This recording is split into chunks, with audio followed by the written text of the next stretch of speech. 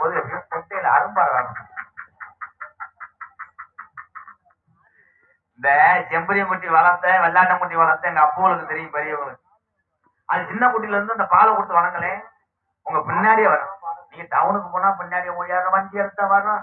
நீ வெளியே இருந்துட்டு இருந்தீங்கன்னா உனக்கு முன்னாடி போய் நிக்கி சிக்கனை திங்கியும் கொய்யா பழத்தை திங்கியும் அசந்து வரைச்சின்னா உன் மசத்தை பிடிச்சிங்க. எந்த மயிரும் சொல்ல முடியாது.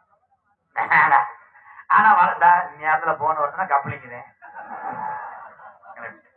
நேரத்துல போன வந்து என்ன வைக்க குழம்பு ஏத்த போறேன். ஏதோ ஒரு கூலத்தை ரெடி வச்சு அதிகமா பேசுவாங்க.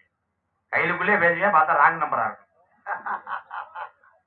ஏன்னா அந்த வளர்க்குறால அந்த கிடா நம்பாது, அந்த வியாபாரியாச்சே நம்பும். அந்த வியாபாரி கிடாய பார்க்க வரும்போதே அந்த கிடாய மஜாஜ் எல்லாம் பண்ணுவாங்க. அது தொடைய பிடிப்பாரு அந்த கிடா.